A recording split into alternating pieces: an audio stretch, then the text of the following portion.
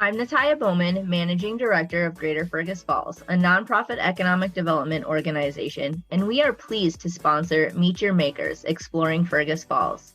This series showcases just a few of the many unique makers that call Fergus Falls, Minnesota home.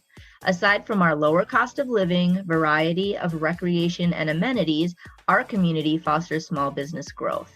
If you're interested in entrepreneurship, we invite you to explore what Fergus Falls has to offer. Learn more at greaterfergusfalls.com and grow with us.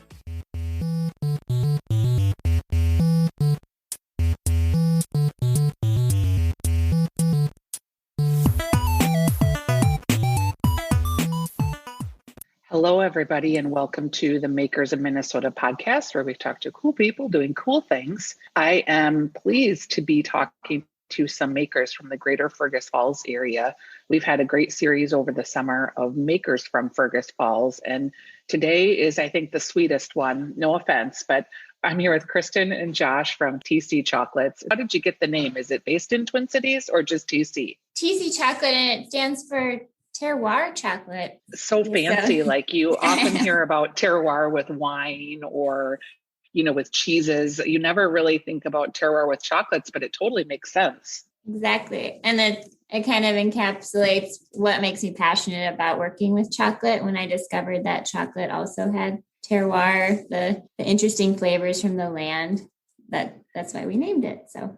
And Kristen, you have been a world traveler, it sounds like. Were you a big traveler before you started TC Chocolates, and did that influence the business? Yes, I grew up, my early childhood, my family lived in Cameroon, Africa. And then after graduating high school, I took every opportunity I could in college and to go abroad. And then after college, I spent a year in France, and that really influenced and inspired me to work with food, and I saw their passion there. So that was a big part of why we're in chocolate now.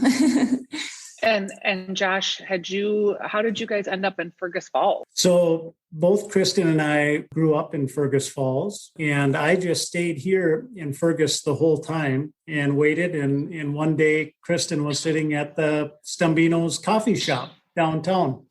And so the rest is history. Oh, that's so sweet. So you guys were not high school sweethearts, but maybe met after college? Right. Actually, Stephanie, we sat next to each other in junior high, and the teachers were really smart. 3 of them would put me right in the desk next to Kristen because that's how they would shut me up. That is really funny. I love that. The old junior high, like awkward stage. Yeah, exactly. So then, we didn't see each other for a decade after that. And that's when we met at the coffee shop. So Kristen, this sounds like a really dumb question, and I know a little bit about chocolate, but like legitimately, what does it take to make a chocolate bar? Like, what is the process? I don't think it's a dumb question at all, because I went through culinary school and pastry school, and I didn't know how chocolate was made after that even. So it took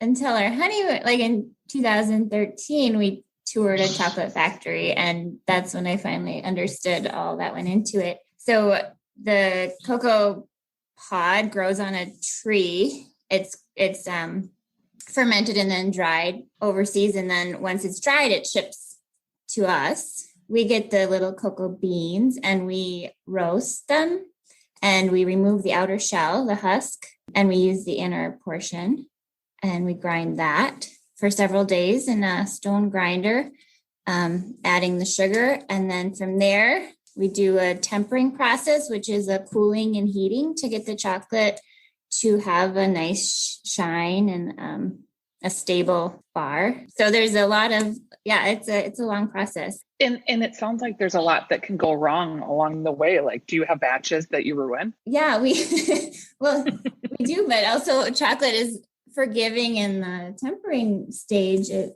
You can retemper it and melt it back down. And so as long as it's not, packaged, or if it's the flavor error, then we might have to redo it. But there's a lot of arguments, Stephanie. So then people will bring the chocolate to me and I'll say, and then they'll bring it to Kristen and she'll say, nope. And then it gets thrown. No. I can totally see that. Kristen, your flavors, when I looked at your website, like you had like a white chocolate, lemon, and poppy seed, and they seem very chef inspired.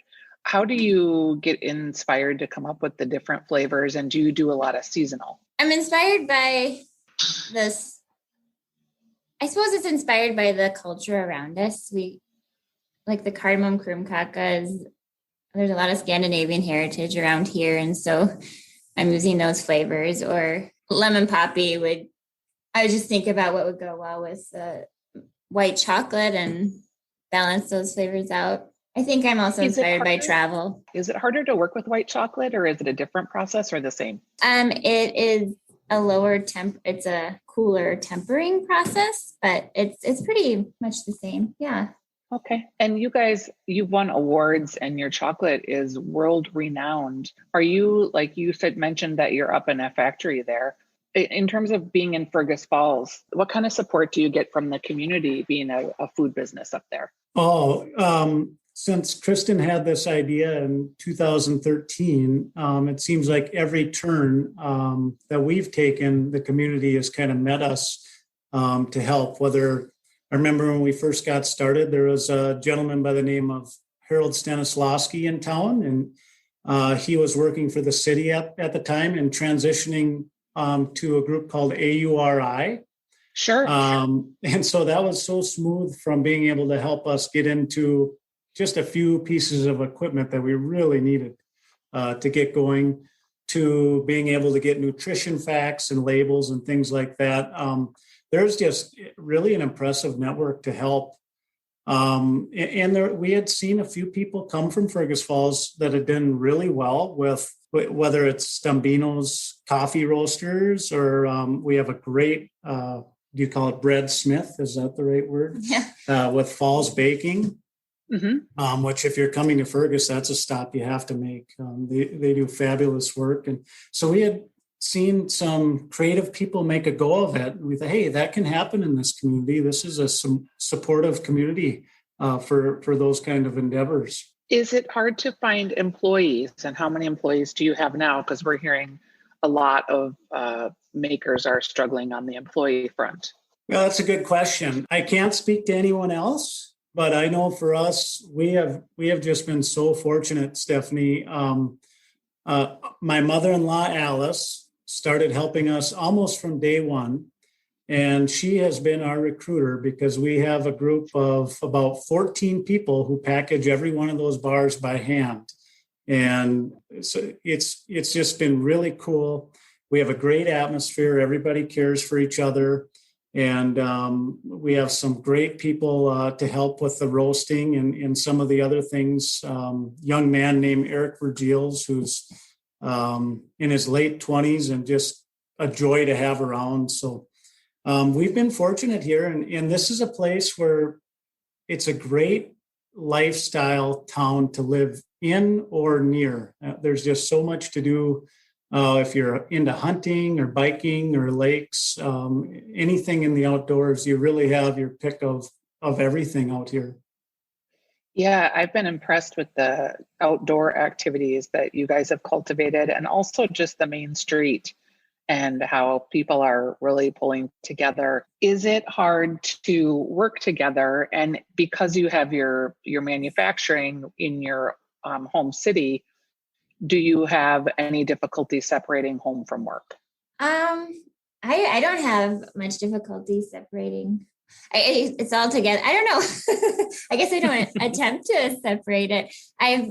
We have a 2-year-old and a 4-year-old. I've transitioned to being stay-at-home mom and more, and working evenings or whatever little thing I can help with. And how was it for you, Josh? Well, I think it's been really cool. It's fun in the in-between time. That's kind of when the magic seems to happen as far as conversations with Kristen. And so to have something that we're working on together, and it's kind of been something that has been such a joyful process to be able to talk through on the home front. And we haven't found that to be a burden. We've found that to be something that ends up being almost a a hobby that we get to share together. I love that you described it that way because I don't hear that a lot from married couples. Absolutely. Another opportunity to learn more about you guys is, Kristen, I thought it was interesting on the website that you talk all about like how to do a chocolate tasting. And I did a chocolate tasting once and I was really surprised how various and varied the different flavors were and how you could really taste that when lining chocolate up side by side by side. Do you guys do any professional tastings? Or I thought it was curious that you had that on your website. We haven't yet, but we would maybe someday. I mean, it's a big part of why we make the chocolate is so people can experience what you were talking about. So I love that part. Like almost like a wine tasting that you wouldn't have if you just like are having a bar on its own. Not that I don't love to have a bar on its own, but you have a sampler pack that has all the different flavors. And I think that would just be super fun to do a tasting. Yeah. And then just bringing the community factor into the chocolate tasting, having a gathering. Absolutely. All right. Before I let you go, I loved that you guys have a good sense of place with Fergus Falls. So you mentioned a couple of places that people have to go. What do you, when you tell people about the town of Fergus Falls from a standpoint as being a business or a maker, what do you think are some of the highlights for why people should consider setting up a business in Fergus Falls? Well, that's an interesting question. I think there's multiple facets there. One obvious one would be if proximity to the interstate matters to you.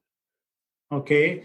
And then the other one would be, I think you would find such a great pace of life here in Fergus Falls. And I mentioned all the ways that this community has rallied around many of the makers here. If you are someone who comes up near the lakes area, if you get as far up as Alexandria, you should always put it in your schedule to come visit Fergus and see some of the cool things that are happening here. I mean, you can go on a walk and hit 3 different breweries, very good ones, all with fun nostalgia and such. And with the Falls Baking and Stambino's Coffee and Fabled Farmer and plenty of little shops to walk around. It's just a great time and certainly should put it on your list of things to do. Thanks you guys so much for taking the time to be with me today. It's been a pleasure to learn more about TC chocolates. I know where I can get them in the Twin Cities. I get them at Max's, who is a great chocolatier. But for people, tcchocolates.com, I imagine, is the best place for ordering. You bet. And if you use the discount code INSPIRE15, you get 15% off your first order. I love it. Thanks, you guys.